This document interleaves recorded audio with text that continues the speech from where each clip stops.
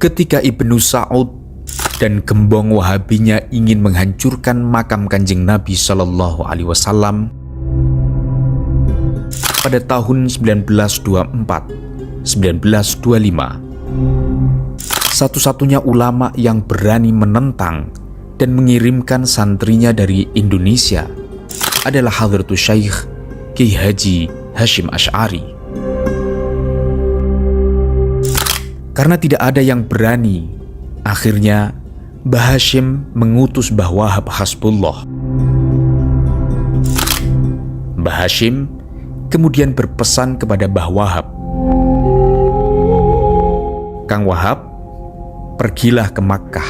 Siapa yang berani, ajak. Siapa yang mau membongkar makam Nabi Muhammad, tabrak."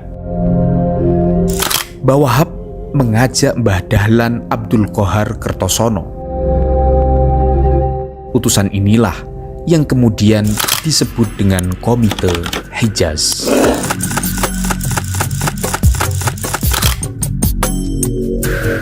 Sesampainya di Arab, ternyata di sana tidak ada yang berani menghadapi pemerintahan Wahabi. Akhirnya, Kiai Wahab mencari-cari teman. Ternyata tidak ada. Sudah pada lari semua ke Mesir, ke Syria, dan ke Yaman. Setelah mencari-cari teman, ternyata tinggal dua kekuatan saja. Pertama, ulama-ulama Sunni, dan kedua, ulama-ulama Syiah. Padahal Syiah dengan Sunni itu seperti minyak dengan air yang tidak pernah akur dan tidak pernah rukun. Akhirnya Mbah Wahab mikir-mikir, bagaimana caranya agar Sunni dan Syiah bisa rukun. Mbah Wahab mengambil langkah untuk mengundang para ulama tersebut, tapi tidak ada yang datang. Karena Mbah Wahab itu kiai Indonesia yang kecil, kurus, dan berkulit sawo matang. Terkesan tidak pantas jika dilihat orang sebagai ulama atau kiai.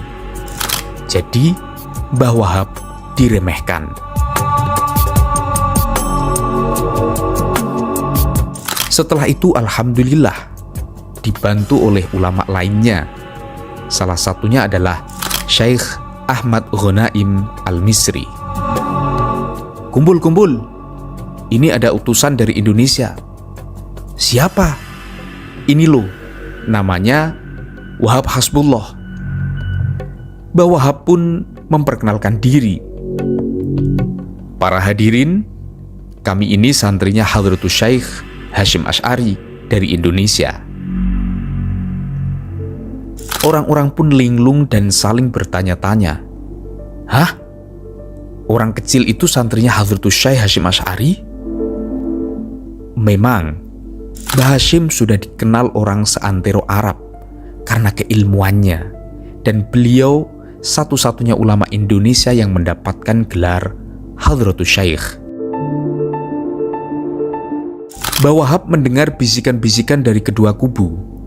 Akhirnya makin percaya diri dan ngomong,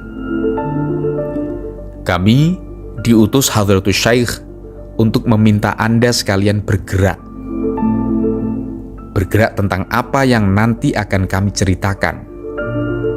Sekarang kami mau bertanya dulu.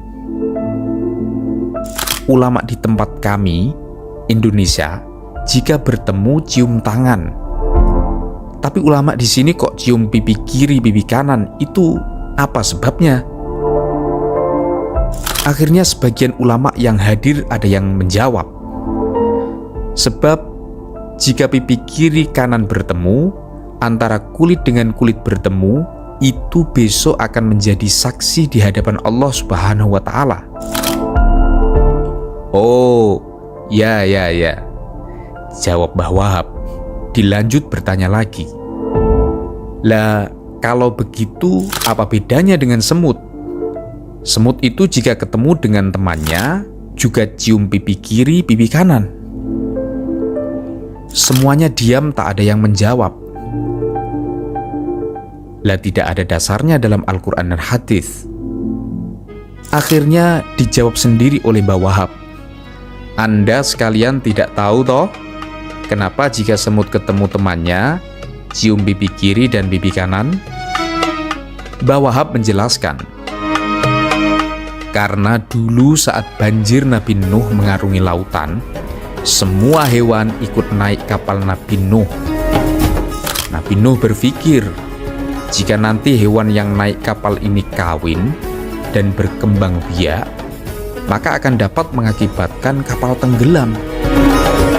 Akhirnya Nabi Nuh memberi kebijakan, semua alat kelamin wajib dicopot dan dititipkan di lemarinya Nabi Nuh.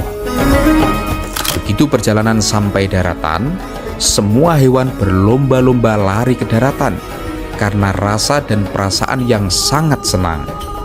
Akhirnya ada yang melompat pertama kali, yaitu kuda. Kuda pertama kali lari dan mengambil dari kumpulan alat kelamin yang ada di lemari Nabi Nuh, dan yang diambil adalah kelaminnya gajah. Karena tertukar, makanya alat kelamin kuda itu besar. Giliran pembagian alat kelamin yang terakhir yaitu semut. Semut pun sudah lari ke daratan. Nabi Nuh bertanya, "Lah ini alat kelaminnya siapa?" Ada yang menjawab, "Alat kelaminnya semut, Nabi Nuh." "Lah semut kemana?" "Sudah lari ke daratan dari tadi." Ditunggu lama, semut ternyata tidak kunjung kembali. Akhirnya alat kelamin semut dihanyutkan bersama lemari Nabi Nuh. Hilang, tidak tahu kemana. Maka mulai saat itu semut mencari alat kelaminnya, dan setiap kali bertemu dengan temannya pasti bertanya, "Alat kelaminmu sudah ketemu apa belum?" Mendengar cerita itu, akhirnya ulama Syiah dan ulama Sunni bisa tertawa bersama, terus rukun, saling bertepuk pundak dan saling bersalam-salaman. Mulai saat itu, mereka bersatu bersama menolak pembongkaran makam Kanjeng Nabi Shallallahu Alaihi Wasallam. Hingga sekarang, makam Nabi pun masih utuh. Itulah kehebatan Kiai Nusantara untuk merukunkan dan mendamaikan dua pihak yang saling berseteru hanya dengan bekal diceritani semut. Inilah salah satu peran besar Nahdlatul Ulama yang mampu menyelamatkan makam Nabi Muhammad dari penghancuran pemerintah Saudi.